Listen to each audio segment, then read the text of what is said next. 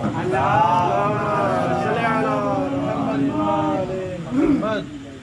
بالله من الشيطان الرجيم بسم الله الرحمن الرحيم الحمد لله الذي هدانا لهذا وما كنا لنهتدي لولا أن هدانا الله لقد جاءت رسول ربنا بالحق الصلاة والسلام والتحية والإكرام على سيد أصل ما في الوجود سر الله في كل موجود نقطة دائرة الوجود مولا مولا الثقلين جد الحسن والحسين ابي القاسم ثم الصلاة على وليه ووصيه وخليفته بلا فصل نار صلوات اللهم صل على محمد وآل محمد.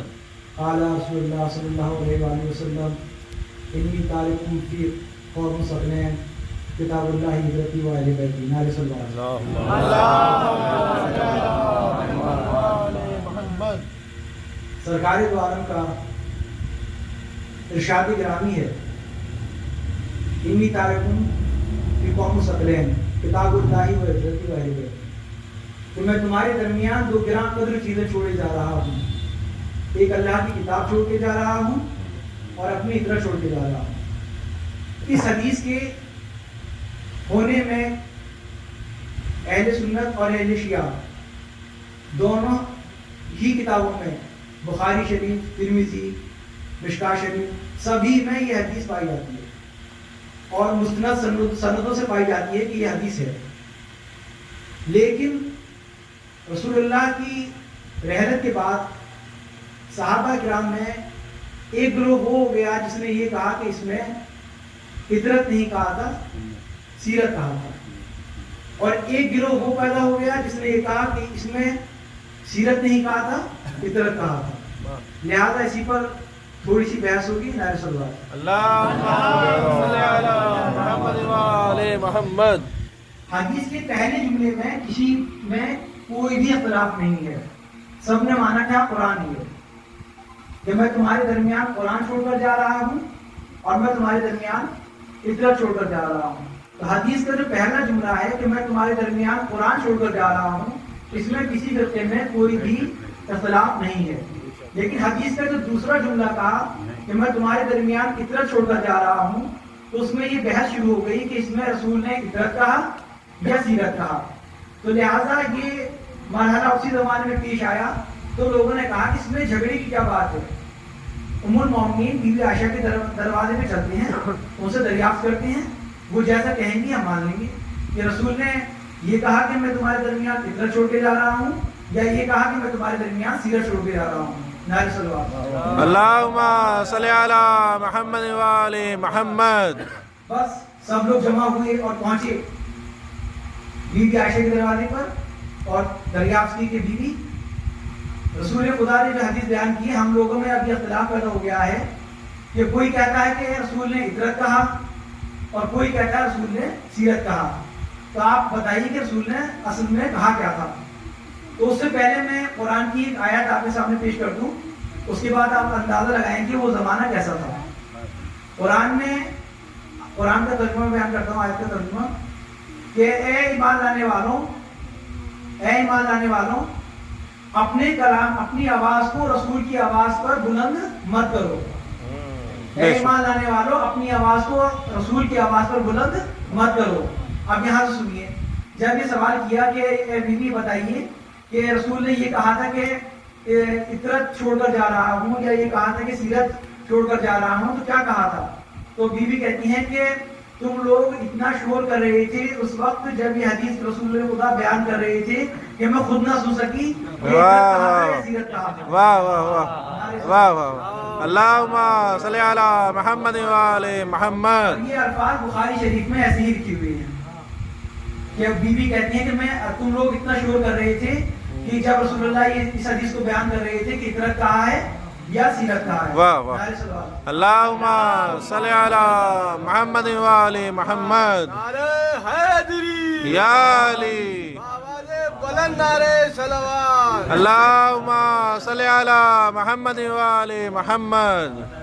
اب یہاں سے عربی کا اس حدیث کو اور ذرا میں واضح کروں، عربی کا کلیہ یہ ہے، عربی کا اصول یہ ہے کہ جب عربی کے کسی الفاظ میں یہ اور نون داخل ہو جاتے ہیں، جب عربی کے کسی الفاظ میں یہ اور نون داخل ہو جاتے ہیں تو وہ چیز برابر ہو جاتی ہے، ہر معنی سے، ہر زاویے سے وہ برابر حیثیت رکھتی ہے، اس کا جو معیار ہے بالکل ہر مرتبہ ہو جاتی ہے۔ جیسے کہ مثال کے طور پر ایک جملہ ہے مغربین، تو یہاں پر یہ اور نون داخل ہو گئے اس الفاظ میں، تو جیسے مغرب ایسے ہی شام، بے شک، جو مغرب کی نماز کا ثواب ہے ایسا ہی عشاء کی نماز کا ثواب ہے۔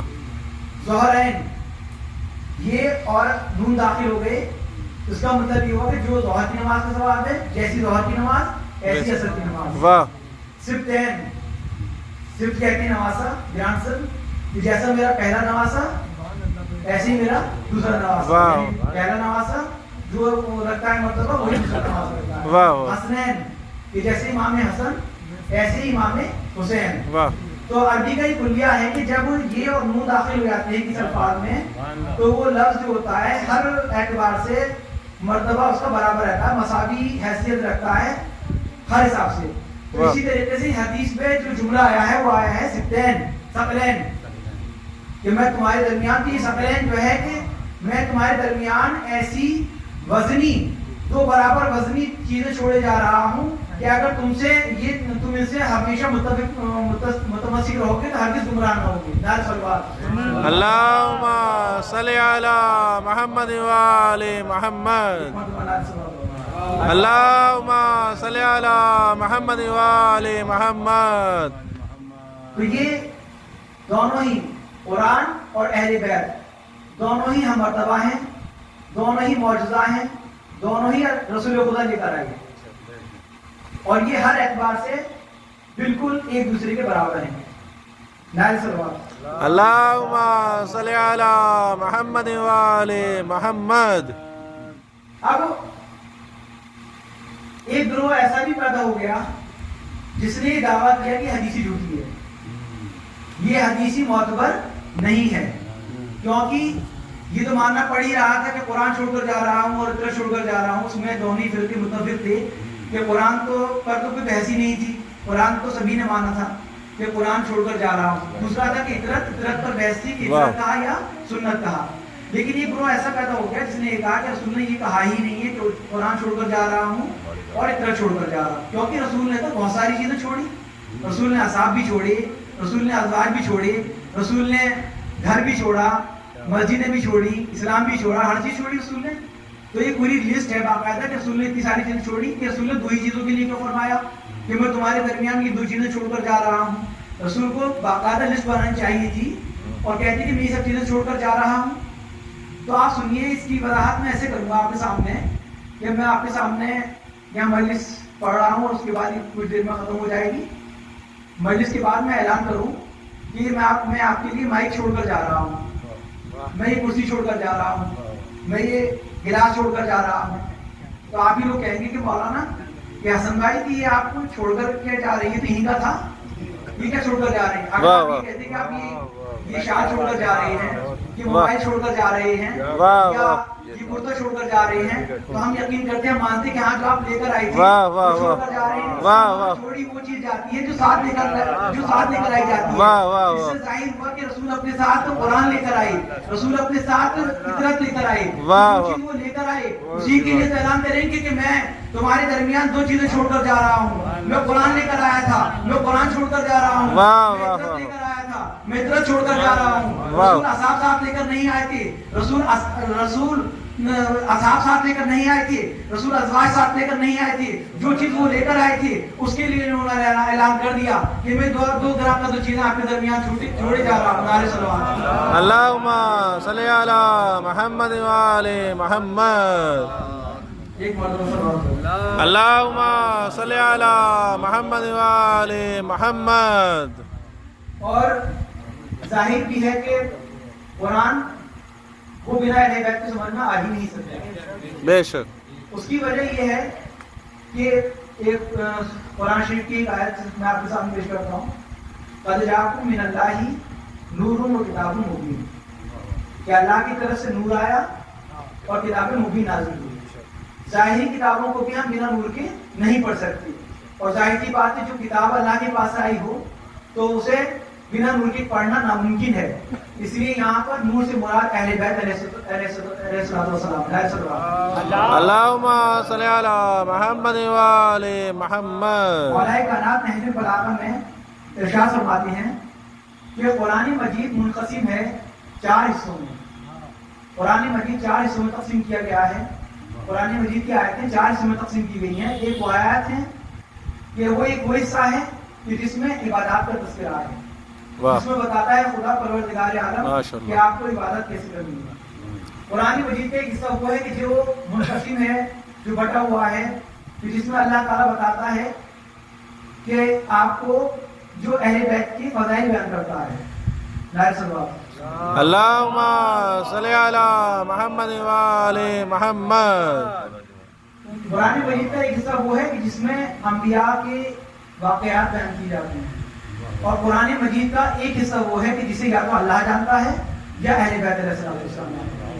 تو نہج البلاغہ کے اس جملے سے مولا علی کی ظاہر ہو گیا کہ بغیر اہل بیت کے قرآن کا 1/4 حصہ تو سمجھ میں آ ہی نہیں سکتا.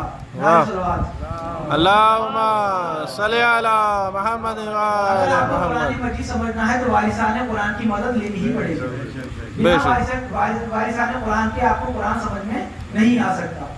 قرآن شریف کی آیتیں بھی ہیں, آپ لوگ مجھ سے بہتر جانتی ہیں کہ قرآن شریف کی آیتیں ہیں.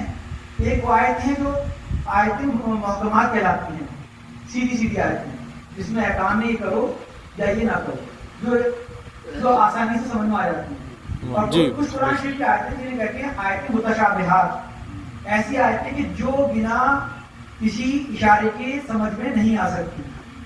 وہ آیتیں ہیں کہ جن میں اختلاف رہتا ہے. کوئی فرقہ ان آیات کا کچھ ترجمہ کرتا ہے اور کوئی فرقہ ان آیات کا کچھ ترجمہ کرتا ہے, اور بہت سے فرقے ان آیات سے وہ نہ سمجھتے ہوئے, کیونکہ جب وہ وارثان قرآن سے ان کا ترجمہ نہیں سیکھیں گے تو گمراہ ہو جاتے ہیں. ظاہر سی بات. اللہم صلی علی محمد وآل محمد. کچھ آیتیں ہیں جنہیں کہتے ہیں آیتیں متقیات, حروف متقیات جو ہیں وہ آیت متقیات میں مقطعات جو ہیں وہ حروف مقطعات جو ہیں ان سے بنتے ہیں آیت مقطعات. تو یہ جو حروف ہیں جیسے کہ الف لام میم, ہا میم, عین سین قاف, یہ وہ حروف ہیں کہ ان کا جو ترجمہ ہے یہ یا تو اللہ جانتا ہے یا اہل بیت علیہ السلام. کیونکہ اکثر آپ لوگ جب قرآن شریف پڑھتے ہیں تو الف لام میم کے نیچے الف لام میم ہی نیچے لکھا ہوا ملے گا, وہاں اس کا آپ کو ترجمہ نہیں ملے گا, کیونکہ اس کا ترجمہ بتانے والے وارثان قرآن ہی ہیں اور وہی بے شک اس کا ترجمہ بتا سکتے ہیں.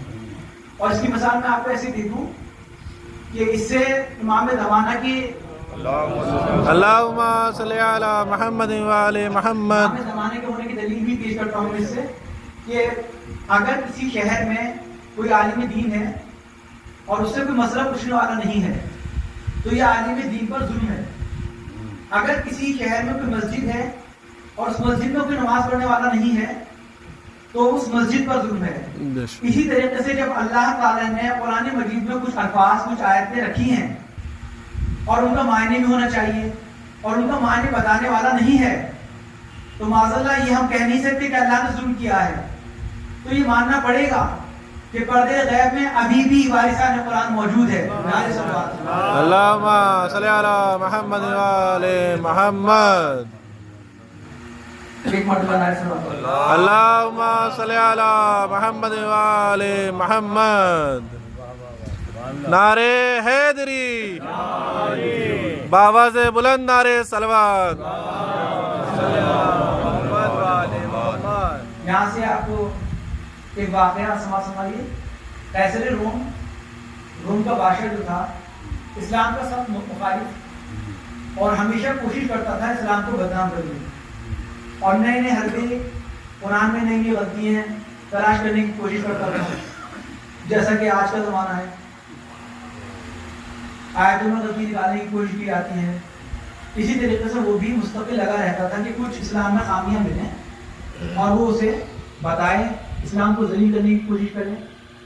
زمانہ تھا بادشاہ کا، اس کے پاس یہ خط لکھتا ہے اور قرآن کی ایک آیت اس خط میں لکھی ہوتی ہے، اور آیت کا ترجمہ یہ ہے کہ اے رسول سوال کرو ان انبیاء سے جو گزر گئے،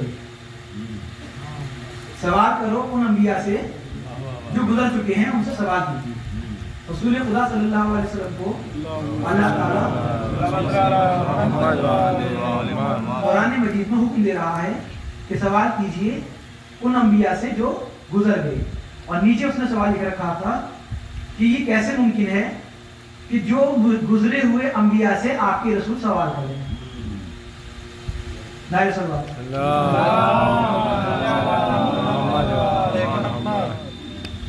اب یہ سوال پہنچا بادشاہی وقت کے زمانے میں، بس اس نے فوراً ایمرجنسی میٹنگ بلائی، سب کو جمع کیا، جمع کرنے کے بعد بولا کہ بتائیے سوال آیا ہے ایسے ایسے فیصل روم کا سوال ہے، اس کا جواب لکھ کے دیجیے کہ سوال کیجیے ان انبیاء سے کہ جو گزر گئی، یہ آیت قرآن شریف میں نازل ہے اور ہے، یہ آیت کب نازل ہوئی، اور رسول اپنے سے پہلے گزرے ہوئے انبیاء سے کیسے سوال کر سکتے ہیں، یہ اللہ نے یہ رسول نے اس آیت کو کیسے، اس حکم کی تعمیل کیسے کی ہوگی۔ بڑا سوال ہے، لاجیکل سوال ہے، سارے کے سارے گھبرا گئے، جتنے علماء تھے اس زمانے میں سب کے سب جمع ہو گئی، حکومت تھی اس کی، حکومت خطرے میں پڑنے لگی، اور نیچے یہ بھی لکھا تھا کہ آپ اسے بتائیں ورنہ پھر آپ کا اسلام جھوٹا ہے، اور اعلیٰ اعلان اس نے یہ روم سے خبر بھجوائی تھی، اور پورا اس کا گروہ آیا تھا جس سے کہ یہ ثابت کر سکے اسلام جھوٹا ہے۔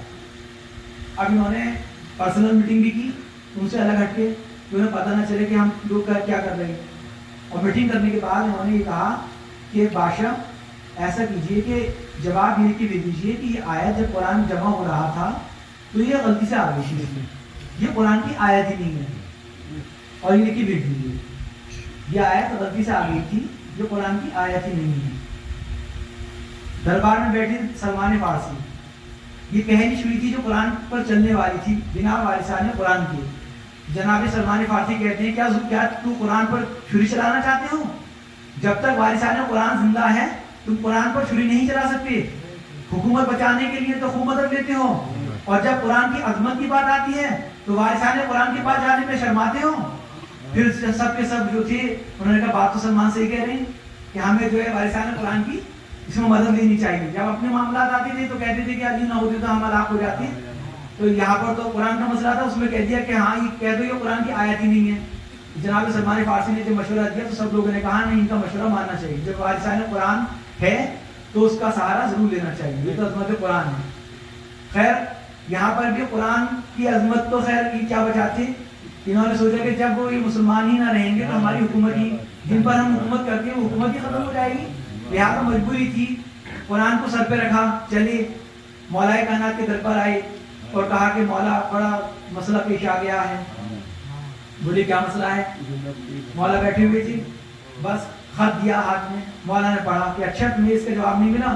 کیا مولا پورا قرآن چھان مارا، ایسی کوئی آیت نہیں ملی کہ جو اس آیت کی وضاحت کر سکے، اور ایسی کوئی حدیث نہیں مل سکی جو اس کی وضاحت کر سکے، آپ ہی اسے بتائیے کہ یہ آیت کب نازل ہوئی۔ اچھا تمہیں نہیں پتہ یہ آیت کب نازل ہوئی؟ ہاں تمہیں پتہ ہو بھی نہیں سکتا یہ آیت کب نازل ہوئی، یہ آیت نہ تو گھر میں نازل ہوئی، یہ آیت نہ صحرا میں نازل ہوئی، یہ آیت نہ غار میں نازل ہوئی، نہ یہ آیت بستر پہ نازل ہوئی، بلکہ یہ آیت نازل ہوئی شب معراج۔ نعرہ صلوات، یہ آیت نازل ہوئی شب معراج، جب رسول خدا صلی اللہ علیہ وسلم کو اللہ تعالیٰ نے آسمان پر بلایا تو رسول خدا صلی اللہ علیہ وسلم پہنچے، پہلے آسمان پر پہنچے، پھر دوسرے آسمان پر پہنچے، پھر تیسرے آسمان پر پہنچے، ایسے کرتے کرتے چوتھے آسمان پر پہنچے تو اللہ نے حکم دیا انبیاء کو کہ انبیاء دو صف باندھ کر کھڑے ہو جاؤ۔ سارے انبیاء دو صف باندھ کر کھڑے ہو گئے، انبیاء سلام کرتے رہے، رسول خدا جواب دیتے رہے۔ اس کے بعد یہ آیت نازل ہوئی کہ اے رسول ان سے سوال کیجئے، ان نبیوں سے سوال کیجئے جو آپ سے پہلے گزر چکی ہے۔ کہ اور سوال کیا تھا؟ سوال یہ تھا کہ آپ یہ سوال کیجئے کہ آپ کو رسالت، آپ کو نبی کن شرائط پر بنا کر بھیجا گیا۔ رسول اللہ سوال کیجئے کہ اے انبیاء آپ کو اس دنیا میں نبی کن شرائط پر بنا کر بھیجا گیا۔ تو ان سبھی نبیوں نے فرمایا کہ ہمیں جو تھا ہمیں نبی بنا کر بھیجا گیا اپنی شرائط پر کہ ہمیں اللہ کی توحید پر جب نے گواہی دی کہ اللہ ایک ہے. تو ہمیں پہلی شرط یہ تھی. دوسری شرط یہ تھی کہ رسول جو ہیں آپ ہمارے نبی ہیں. دوسری شرط یہ تھی. اور تیسری شرط تھی علی علیہ السلام آپ کے بھائی کی ولایت پر. جب ہم نے ان 3 شرطوں پر ہمیں یہاں پر نبی بنا کر بھیجا گیا. نعرہ صلوات. اللہم صلی علی محمد ولی اللہ مل کے نعرہ ہے کاری برائے مولا علی و ولی بدن کر صلوات.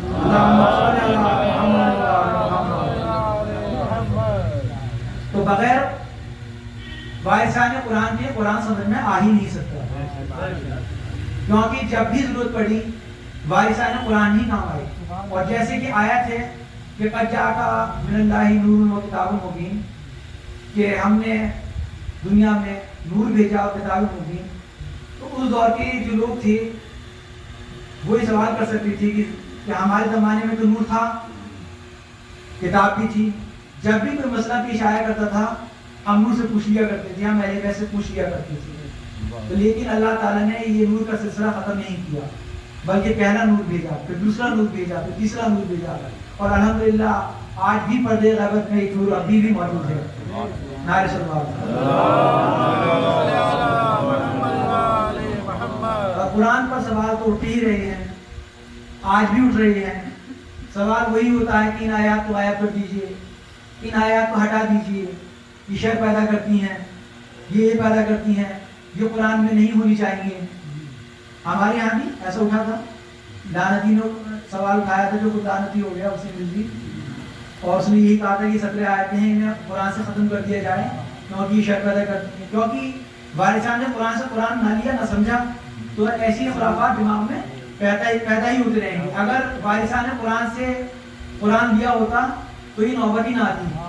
نعرہ صلوات. اور ایسے لوگ جیسے کہ آپ سوچتے ہیں کہ کیا یہ اسی زمانے میں پیدا ہوئے تھے جو ہم دیکھ رہے ہیں، ایسے لوگ اس زمانے میں پیدا ہوتے تھے. اس زمانے میں ایک اسحاق کندی نام کا، جو کہ اپنے آپ کو بہت بڑا عالم مانتا تھا، امام حسن عسکری علیہ السلام کے زمانے کی بات ہے. اللہم صلی علی محمد و آل محمد. اس کا یہ معمول بن گیا کہ اس نے قرآن میں مستقل یہ دیکھتا تھا کہ آیات میں کنٹروورسی کیا ہے. ایسی آیتیں تلاش کر رہا تھا جو اختلاف والی ہوتی تھی. معاذ اللہ اس کا یہ ماننا تھا کہ رسول کے پاس جو آیت نازل ہوئی 2 سال پہلے اللہ نے کچھ کہا، پھر 2 سال بعد اللہ نے جو کہا تو وہ جو پہلی آیت تھی یہ بھول گیا کہ اللہ نے قرآن میں یہ والی آیت کہی تھی، اب یہ جو دوسری آیت ہے وہ اس کے خلاف جائے گی.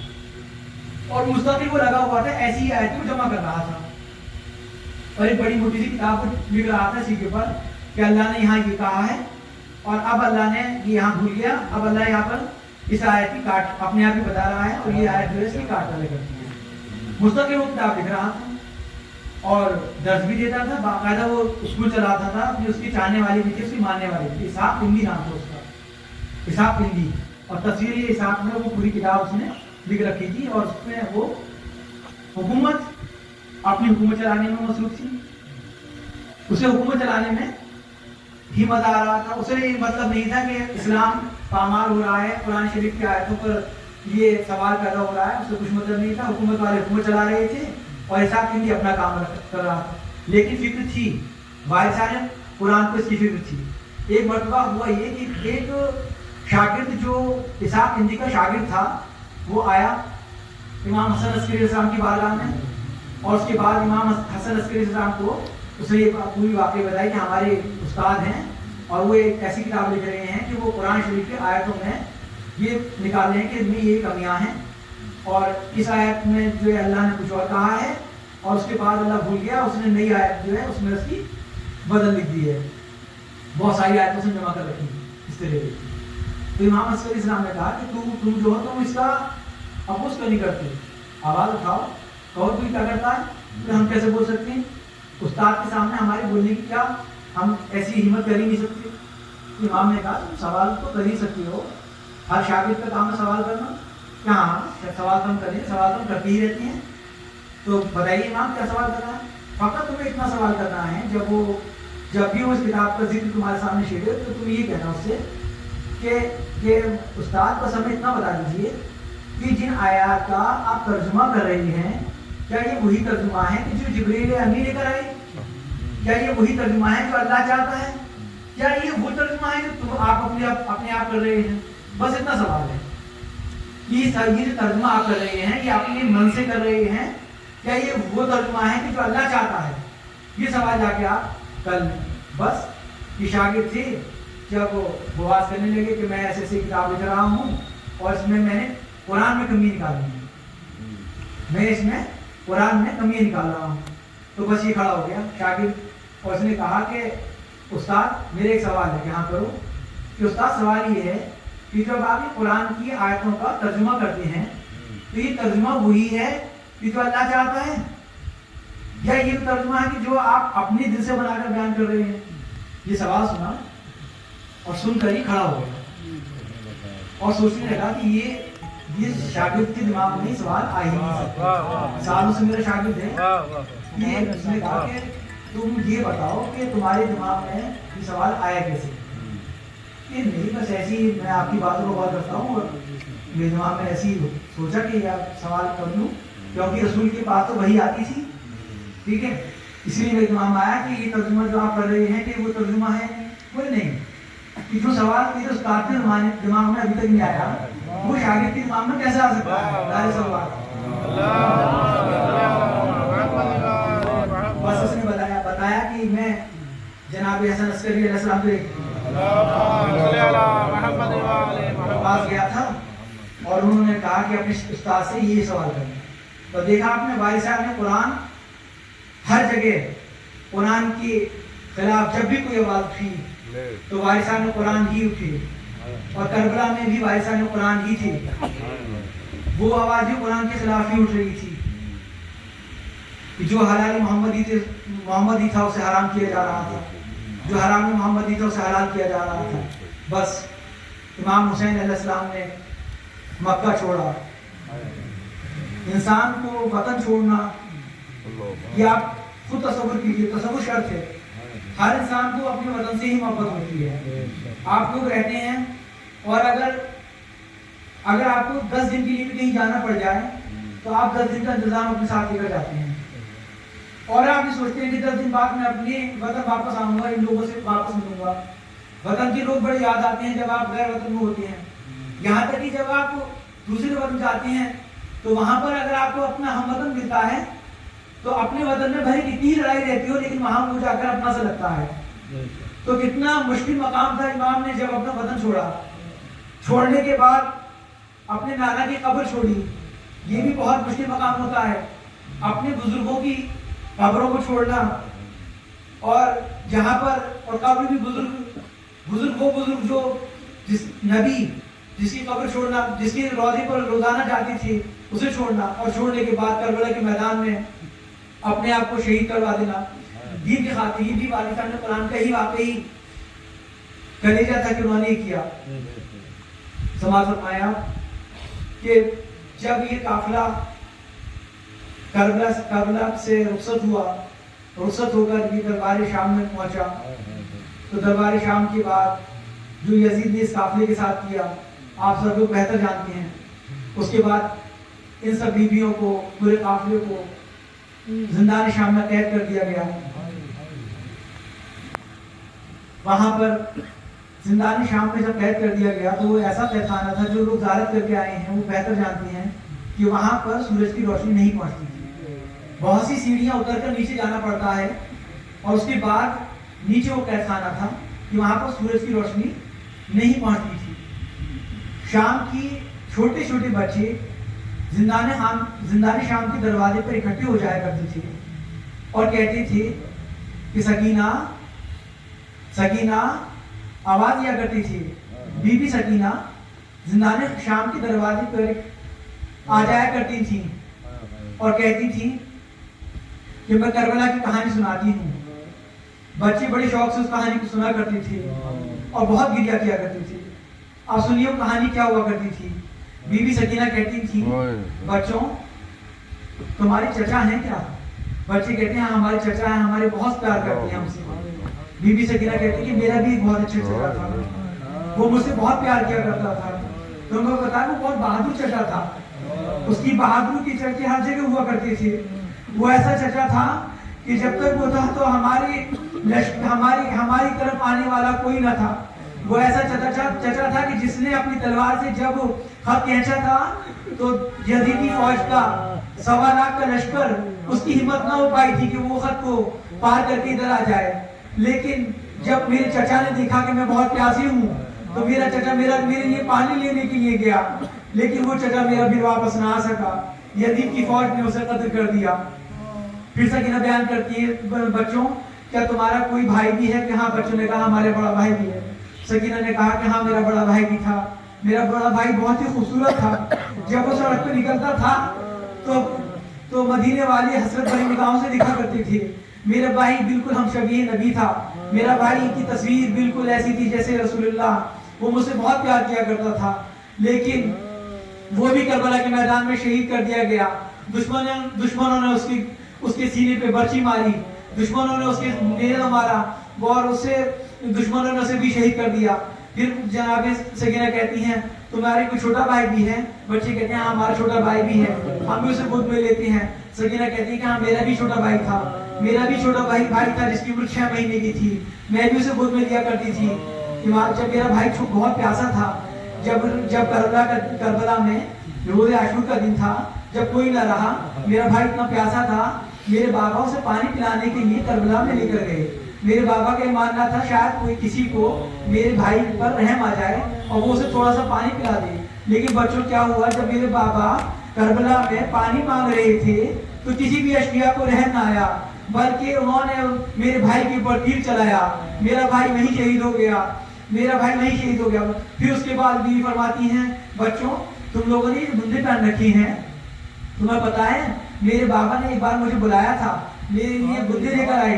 बाबा ने अपने हाथों से ये बुंदे मुझे पहनाई थी। मेरे बाबा ने मुझे अपने पास बिठाया और अपने हाथों से मुझे बुंदे पहनाए।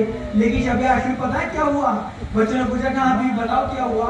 शब आशूर ये हुआ कि जब शिमर आया, शिमर ने सबसे कहा कि अपने अपने बुंदे उतार कर मुझे दे दो। तो मैं छोटी इतनी थी, मेरे बाबा ने मुझे बुंदे पहनाए थे, लेकिन मुझसे बुंदे उतारने नहीं आते थे।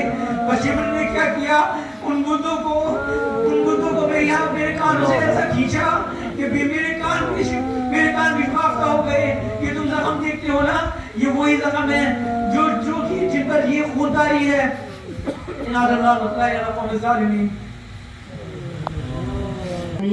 यहाँ से तमाम मोमिन जनाब अहमद अबाब साहब के मकान पर तशरीफ ले जाना, फौरन ही मजलिस शुरू हो जाएगी। और दूसरा ऐलान समाअत फरमा रहे हैं, कल सुबह बाद नमाज़ फज्र मोहल्ला कानून गोयान में जनाब अशरफ अली आरती के मकान पर एक मौलाना के इशारे सवाब के लिए स्वयं होगा। तमाम मौमिन से गुजारिश है कि कोई में शिरकत फरमाए।